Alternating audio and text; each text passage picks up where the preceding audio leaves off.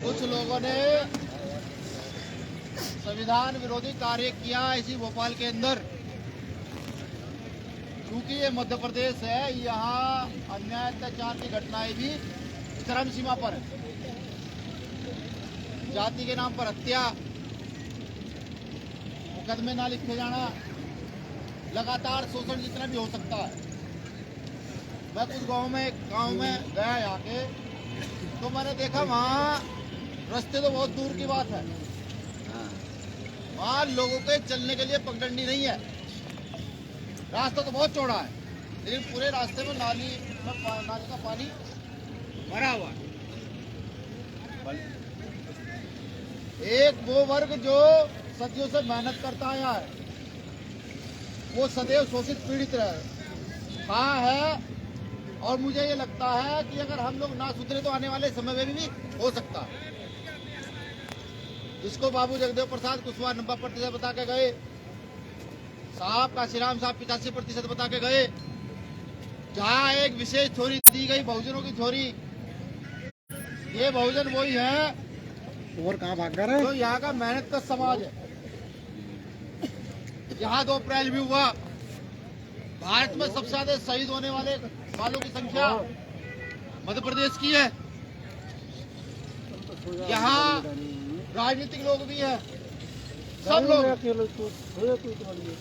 लेकिन जब भी समाज के ऊपर हो रहे अन्याय अत्याचार की बात आती है तो सब लोग राजनीति बस मौन हो जाते हैं, चुप हो जाते हैं, उनके मुंह बंद हो जाते हैं। ये आह्वान आप लोगों के लिए इसलिए किया गया है कि ये बताया जाए कि उस समय जब बाबा साहब अम्बेडकर काम कर रहे थे तो उन्होंने भी कहा था, मिस्टर गांधी, अगर 20वीं सदी आपकी है तो 21वीं सदी यहाँ के मेरे लोगों की होगी, बहुजन समाज के लोगों की।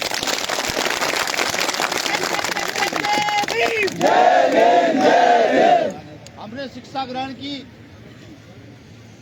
हम मजबूत हुए, व्यापार किए, धीरे धीरे आगे बढ़े। उस समय बाबा साहब ये कहकर जा रहे हैं 20वीं सदी में 21वीं सदी मेरे लोगों की होगी। ये बताना जरूरी हो गया। मुट्ठी भर लोग आंदोलन करते हैं, सरकार भी उनके पक्ष में उतर जाती है। अब ये भी बताना जरूरी है कि हम संविधान को मानने वाले अनुशासित लोग हैं। अनुशासन कैसा कि कल यहाँ पूरे मध्य प्रदेश के कोने कोने से बहनें भी आएंगी, बुजुर्ग भी आएंगे, भाई भी आएंगे, सब लोग आएंगे। आपको खुद उनकी जिम्मेदारी निभानी है। आप जहाँ बैठेंगे वहाँ ये ध्यान रखेंगे अपने आसपास के चारों ओर कि यहाँ पर कोई व्यक्ति गलत तो नहीं है। जब भी आपको ये लगे कि ये व्यक्ति गलत है तो आपको ना उसे कुछ कहना है, पास खड़े हुए वॉलंटियर को सूचना करनी है कि सर ऐसी सी बात है, ये व्यक्ति हमें संदिग्ध लग रहा है, इसकी जांच कीजिए कौन है। ये जिम्मेदारी आप सबकी है, कार्यकर्ताओं की सबकी जिम्मेदारी है। ये आंदोलन सफल होगा, ये तय सफल होगा, क्योंकि बाबा साहब अम्बेडकर कह के गए हम सब इस आंदोलन के सूत्रधार हैं। जितने लोग यहाँ हैं, जो लोग कल आएंगे, यहाँ से और जगह से भी आएंगे, हम सब लोग इस आंदोलन के सूत्रधार हैं। लेकिन अगर हम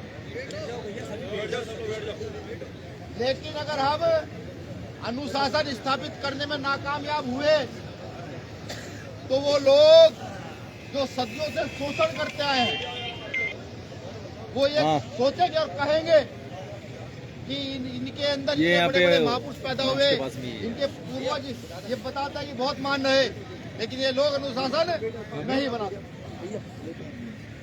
तो आप सबकी जिम्मेदारी ये बनती है कल के लिए कि अपने इस आंदोलन को अपना समझकर सब लोग अनुशासित तरीके से बैठने का स्थान देंगे, बिठाएंगे। किसी को आवश्यकता होगी तो उसकी आवश्यकता की पूर्ति करेंगे। मैं मानता हूँ कि हमारे पास संसाधन कम है। संसाधन का सीधा मतलब है पैसा हमारे पास है नहीं, मैं मानता हूँ इस बात। मैं ये भी मानता हूँ यार कुर्सियों की व्यवस्था उनके दिन नहीं कर पाए, चलो बैठो नाम कर पा सकते हैं। मैं ये भी मानता हूँ कि हो सकता है कि कल कुछ लोगों को पानी ना मिले, हो सकता है खाना ना मिले, हो सकता है ये बात हो सकती है। लेकिन ये आंदोलन उनका ही आंदोलन है जिन्होंने सदैव भूखे प्यासे रह करके इस आंदोलन को चलाया। मैं जो महान शख्सियत का नाम लूं तो तथागत गौतम बुद्ध ये पैर चलते थे, प्रचार करते थे, नहीं पता था कहीं खाना मिलेगा नहीं मिलेगा। मैं नाम लूं सतगुरु रविदास जी का, मैं नाम लूं संत कबीर का, मैं नाम लूं गुरु नानक देव जी का, मैं नाम लूं गुरु घासीदास जी का, ऐसे तमाम नाम हैं, तमाम कि जिन्होंने ये आंदोलन नंगे पैर भूखे पेट रह करके चलाया। जब वो लोग भूख प्यास की तरफ सहकर इस आंदोलन को चला सकते तो मुझे ये महसूस का मुझे विश्वास है कि हमारे लोग भी इस आंदोलन को भूखे प्यासे रहकर चला सकते हैं। बाबा साहब अम्बेडकर जब विदेश पढ़ रहे थे पैसे नहीं होते थे, एक ब्रेड का टुकड़ा खा लिया, कभी एक रोटी मिल गई वो खा ली, बहुत कम खाना खाकर अपना जीवन यापन किया। ये दर्द हमें समझना होगा। वो 13 अप्रैल में जो भाई शहीद हुए हैं, माफी चाहूंगा 2 अप्रैल में जो भाई शहीद हुए हैं, उनका दर्द हमें समझना होगा। लेकिन हाथ जोड़कर यही निवेदन है, अपने जो भी साथी आ रहे हैं सबको फोन करें कि सब अनुशासन में आए, शांति से आए, यहाँ सुने इस आंदोलन को कैसे आगे बढ़ाना है, कैसे लड़ना है, संवैधानिक लड़ाई कैसे लड़नी है। बाबा साहब अम्बेडकर एक ही अधिकार देकर गए हैं जिसका नाम संविधान है। उस संविधान के अंदर ही हमारे सारे अधिकार निहित हैं और आज उस संविधान पर तलवार लटकाए हुए हैं कुछ लोग जो ये कहते हैं कि वो सूरवीर और सूरमा है, जो ये कहते हैं कि ये व्यवस्था देश की व्यवस्था उनकी जागीर है, जो ये कहते हैं वो यहाँ के मालिक हैं। उनको ये बताना है कि यहाँ की जल जंगल जमीन के रखवाले, यहाँ सड़क नदियां नहर खोद करके ऊंची ऊंची बिल्डिंगें बनाने वाले, यहाँ रात दिन मजदूरी करने वाले, खेती करने वाले, वो इस देश के मालिक हैं। ये देश सही मायने में किसी का तो ये देश उनका, ये भारत का इतिहास कहता है। वो उनको बताना। हमारी लड़ाई किसी जाति किसी धर्म के व्यक्ति से नहीं है, बिल्कुल नहीं है। हमारी लड़ाई है अन्याय, अत्याचार, शोषण और गैर बराबरी के खिलाफ। वो गैर बराबरी कि एक गांव में आप जाएं, एक व्यक्ति पर 100 बीघे जमीन है और एक व्यक्ति पर रहने के लिए 10 बाई 10 का कमरा भी नहीं। वो गैर बराबरी, वो गैर बराबरी कि शहरों में भी देखें कि हमारा व्यक्ति सुबह 4 बजे उठकर झाड़ू लगा रहा है, तनख्वाह उसको 5,000, 7,000, 10,000 मिल रही। वो गैर बराबरी। वो गैर बराबरी कि सड़क के एक और ऊंची ऊंची इमारत है और सड़क के दूसरी ओर टूटे फूटे झोपड़े। वो गैर बराबरी कि एक वर्ग आराम से एसी में बैठ करके खाना खा रहा है, रोटी मिल रही है, खाना खा रहा है वरना बच्ची को फेंक दे रहा है, और एक वो वर्ग जो सुबह से शाम तक मेहनत करके भी कुछ हासिल नहीं करता। ये हमें समझना है, ये हमें यहाँ से लेकर जाना है। खास बात कि बाबा साहब अम्बेडकर 20वीं सदी में ये बात क्यों कहकर गए, क्योंकि बाबा साहब अम्बेडकर, मैं जहां तक मैंने उनको पढ़ा है, जहां तक मैं उनको जान चुका हूं कि बाबा साहब अम्बेडकर भविष्यवाणी करने वाले व्यक्ति नहीं थे। लेकिन फिर भी उन्होंने कहा कि 21वीं सदी मेरी। किस लिए कहा? उन्होंने इसलिए कहा कि जब मेरे लोग पढ़ लिख कर आगे की ओर बढ़ेंगे तो ये वोट की कीमत भी समझेंगे कि वोट क्या चीज। हम वोट की कीमत नहीं समझ पाए, हमने सिर्फ वोट देना, सरकार बनाना और सरकार गिराना समझ लिया है। नहीं, कहीं ना कहीं अगर इस गैर बराबरी का कोई कारण है तो वोट भी। हमें वोट की कीमत समझनी है कि वोट की कीमत क्या है। हमें संगठनिक रूप से कैसे मजबूत होना, ये कल हम समझेंगे। संगठन में बड़ी ताकत होती है। हम यहाँ सब लोग खड़े हैं, ये संगठन की ताकत है, ये किसी एक अकेले व्यक्ति की ताकत नहीं है। ये भीम आर्मी संगठन की ताकत है और अन्य सामाजिक संगठनों की ताकत है कि आज हम सब लोग एक साथ इकट्ठे होकर अपने इस आंदोलन को चला रहे हैं। ये आंदोलन भारत के इतिहास का ऐतिहासिक आंदोलन बनने जा रहा है। ये आंदोलन ऐसा होगा कि जब कभी इतिहास लिखा जाएगा तो 2 अप्रैल के बाद किसी आंदोलन का नाम आएगा तो भोपाल में आपके द्वारा किया गया ये संवैधानिक आंदोलन। मेरी तो बस इतनी गुजारिश है कि अगर आपने कल का अनुशासन संभाल लिया, सभी कार्यकर्ता पदाधिकारियों ने अपनी जिम्मेदारी संभाल ली। कार्यकर्ता पदाधिकारी कौन ये भी समझिए, कोई जाति विशेष वर्ग का व्यक्ति नहीं, कोई विशेष धर्म का व्यक्ति नहीं या कोई विशेष कैटेगरी का व्यक्ति नहीं, वो बहुजन समाज जिसके लिए आंदोलन हजारों साल से चला आ रहा है, जिसमें SC, ST, OBC और माइनॉरिटी के लोग हैं, उन सबको अपनी कल जिम्मेदारी समझनी है, मजबूती से समझनी है और ये बताना है, बिल्कुल बताना है कि हम इस देश में, मध्य प्रदेश में, भोपाल में और भोपाल के एक ऐसे एक छोटे से छोटे गांव में कमजोर नहीं है, मजबूत लोग हैं। कल आपकी दिशा दशा तय करेगी कि जो लोग संविधान पर प्रहार कर रहे हैं, जो कभी किसी आर्टिकल को छेड़ते हैं, कभी किसी आर्टिकल को छेड़ते हैं, कभी OBC आरक्षण को छेड़ते हैं, कभी SC, ST एक्ट को छेड़ते हैं, उनको ये बताना ये अधिकार बहुत मुश्किल से हम लोगों को मिले हैं। इन अधिकारों को इतनी जल्दी हम जाया नहीं होने देंगे। इन अधिकारों के लिए हम लड़ेंगे, मजबूती से लड़ेंगे, आंदोलन करके लड़ेंगे, सड़कों पर उतर कर लड़ेंगे। तुम अपनी जेल के मुंह बड़े करो, हम जेल भी जाएंगे, लेकिन लड़ेंगे। लड़ाई का मतलब भी समझिए, आज लड़ाई का मतलब गलत दिशा की ओर ले जाना हो गया है। लड़ाई का मतलब वो नहीं कि लाठी डंडे उठाए और सड़कों पर खड़े हो गए लड़ने के, नहीं। लड़ाई का मतलब वो होता है कि अपने अधिकारों के प्रति संवैधानिक व्यवस्था के तहत अपनी उपस्थिति दर्ज कराई जाए और बताया जाए कि हम किस तरीके से लड़ाई लड़ना जानते हैं। हम इकट्ठा होंगे, अपनी जनसंख्या के अनुपात में इकट्ठा होंगे और बताएंगे कि हमें इस देश में, जो देश लोकतांत्रिक देश है, जिस देश में लोकतंत्र स्थापित है, इस देश में हम अपने अधिकार लेकर रहे हैं। एक बात का विशेष और ध्यान रहे, मैंने चूंकि पहले ही कहा कि अपने साथियों को फोन कीजिए, उनको समझाइए कि कोई भी साथी सड़क पर खड़ा ना दिखे।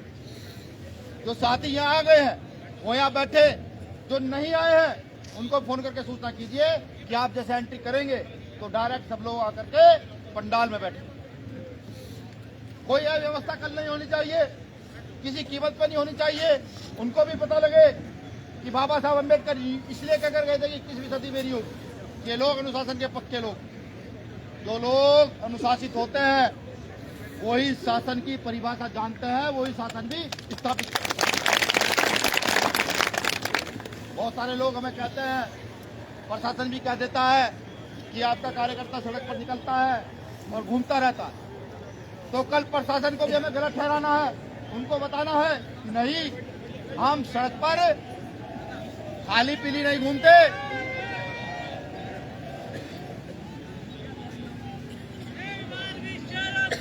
हम सड़क पर खाली पीली नहीं घूमते, हम अनुशासित लोग हैं। हम अपनी व्यवस्था, अपनी जिम्मेदारी खुद समझते हैं, खुद जानते हैं। और भोपाल के जो आसपास, भोपाल के जो लोग हैं, कल वो अपनी जिम्मेदारी बखूबी निभाइएगा, खूब जिम्मेदारी से खड़े रहिएगा, पूरे दिन खड़े रहिएगा। किसी को किसी व्यवस्था की जरूरत हो उसके लिए खड़े रहिएगा। और ये मानिएगा ये आंदोलन आप चला रहे हैं, ये आंदोलन आपसे, ये मन में बिठा लीजिएगा। मैं लिख कर देता हूँ, लिख लीजिए कि ये एक ऐतिहासिक जीत आपकी होगी। कल जो भी चर्चाएं होंगी, जिन मुद्दों पर बात होगी, जिन विषयों को विस्तार से समझाया जाएगा, तो आप भी समझिएगा कि असली लड़ाई क्या है। ये कल आप सबकी समझ में आए। मैं जानता हूं यहाँ युवा बैठे हुए हैं, कोई 16 साल का है, कोई 18 साल का है, कोई 20 साल का है, कोई 22 साल का है, कोई 25 साल का है, कोई 30 साल का है, कोई 35 साल का। मैं जानता हूँ, मैं ये भी जानता हूँ कि जब देश की आजादी की लड़ाई चल रही थी तो उस समय इन युवाओं ने इस देश को आजाद कराया था। ये भी एक लड़ाई आजादी की है। ये लड़ाई भी आजादी की है, ये शोषण मुक्त भारत की लड़ाई है, ये जातिवाद मुक्त भारत की लड़ाई है, ये शोषित वंचित तबका खड़ा हो उसकी लड़ाई है, ये लड़ाई पूंजीपतियों के खिलाफ। आप जानते हैं धीरे धीरे रेल बेच दी जा रही है, आपके साथ भोपाल का स्टेशन भी बिका हुआ है, एयरलाइंस बेच दी जा रही है, LIC बेच दी गई, अभी LIC का दिवाला निकल गया है, आपने देखा होगा। बिल्कुल देखो एकदम आवाज आई, दिवाला निकल गया है।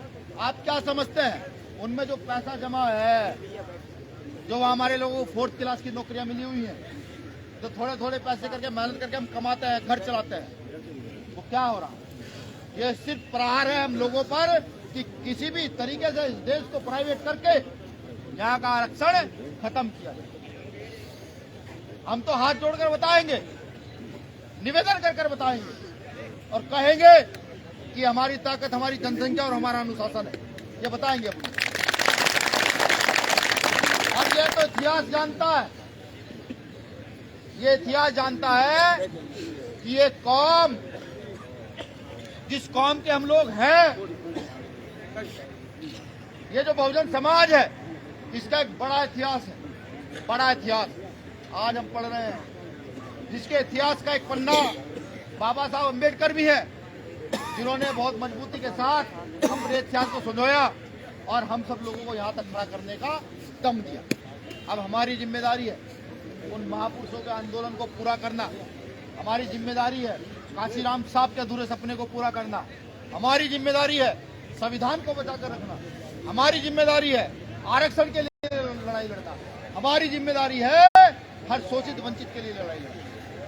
मुझे पूरी उम्मीद ही नहीं, पूरा विश्वास है मेरी इन कही गई बातों का आप पर असर होगा और कल का जो दिन होगा वो इतिहास का दिन होगा, वो यहाँ बहुजन आंदोलन चलाने वालों का दिन होगा और ये मैसेज बहुत दूर तक जाएगा कि आज देश के अंदर ऐसा भी वर्ग है जो बिना रोटी खाए, बिना पानी पिए इस आंदोलन को मजबूत कर सकता है। ये कल मैसेज जाएगा, मुझे पूरी उम्मीद।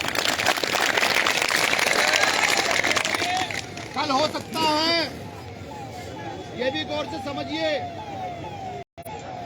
कि कल ये हो सकता है कुछ साथियों को बैठने के लिए सही जगह ना मिले, स्थान ना मिले, हो सकता है। कल ये भी हो सकता है कुछ साथियों को पीने के लिए पानी ना मिले। कल ये भी हो सकता है कि कोई वॉलंटियर आपको कहे कि आप साइड में बैठ जाइए, हो सकता है। उसको कोई अपमान न समझे, बिल्कुल ना समझे। अपने घर में अपमान नहीं होता।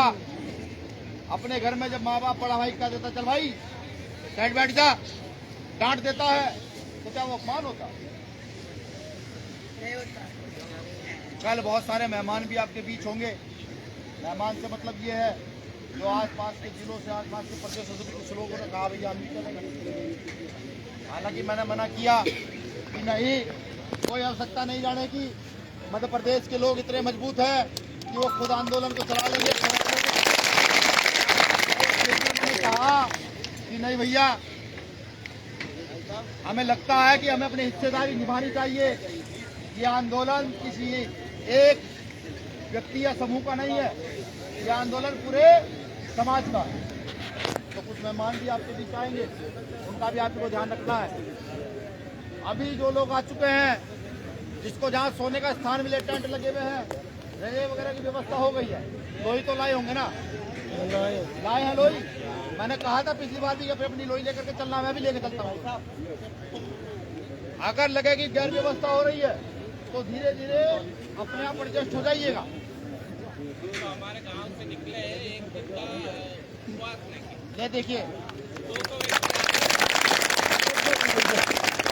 मैं जानता हूँ मध्य प्रदेश के भाइयों में बहनों में इतनी ऊर्जा है कि ये इतनी ऊर्जा है कि मध्य प्रदेश को देख करके पूरा देश ऊर्जावान हो रहा है। यहाँ के आंदोलन को जब यहाँ के आंदोलन देखता है ना पूरा देश सोशल मीडिया के माध्यम से, तो उसमें भी एक ऊर्जा पैदा होती है। मुझे पूछते भी है बहुत सारे साथी कि साहब मध्य प्रदेश के लोग फुले साहब अम्बेडकर की विचारधारा को कितनी मजबूती स्थापित की है, मैं उनको बताता हूँ। जब मध्य प्रदेश में गरीब भी है, कुछ लोग सक्षम हुए हैं, लेकिन अभी बहुत गरीब हैं। गरीबी के बावजूद भी हम इस आंदोलन को चला रहे हैं, तो ये बड़ा प्लस पॉइंट।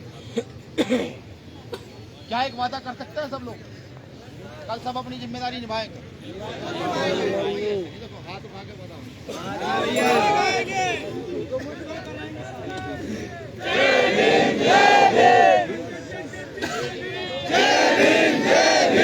आवाज दो, आवाज दो। देखिए जो गाड़ियां आज यहाँ आ चुकी है या जो कल आएंगी, वो सारी गाड़ियां जम्बूरी मैदान जाएंगी। यहाँ से सब गाड़ियां जो यहाँ आ चुकी हैं उनको जम्बूरी मैदान या तो सुबह पहुंचा दे, अभी पहुंचा दे। जो साथी आ रहे हैं गांव-गांव से, उनको भी कहेंगे सारी गाड़ियां जम्बूरी मैदान आप पहुंचा दे, जिससे कोई अव्यवस्था ना हो, क्योंकि कल पूरा मध्य प्रदेश का बहुजन समाज यहाँ उपस्थित रहेगा। तो स्थान की वजह से किसी को कोई परेशानी नहीं होगी। मैं भी चंद्रशेखर भाई को फोन करके बता दूंगा, भैया 2-3 हजार लोग इकट्ठा हो चुके हैं और उन्होंने वादा किया है कल खुद ब खुद व्यवस्था देखने का। कह दूं पूरी जिम्मेदारी से, बेइज्जती तो नहीं करोगे, जिम्मेदारी निभाओगे। मुझे पूरी उम्मीद है। एक खास तौर से युवा जो 20-25 साल के हैं, अग्रेसिव बहुत होते हैं, एकदम से लड़ने लगते हैं। नहीं, बिल्कुल नहीं। किसी के पैर पर पैर धरा गया तो कहोगे अच्छा बताऊं? बिल्कुल नहीं। कल पैर पे पैर धरा जाना सम्मान की बात है। जब ये भरेगा तो पैर पे पैर ही धरा जाएगा, ये सम्मान होगा। जिसके पैर पर दूसरे का पैर रखा गया तो अपने आप को सम्मानित महसूस कीजिएगा, गौरवान्वित महसूस कीजिएगा।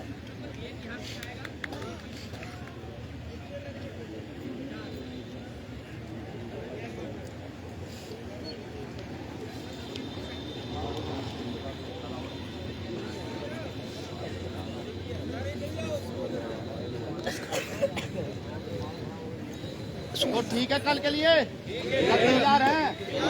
खाना वाना खा लिया? ठीक है, सब लोग अब जिम्मेदारी के साथ अब अपनी जगह लेंगे, लेटेंगे सड़क की और कोई नहीं जाएगा।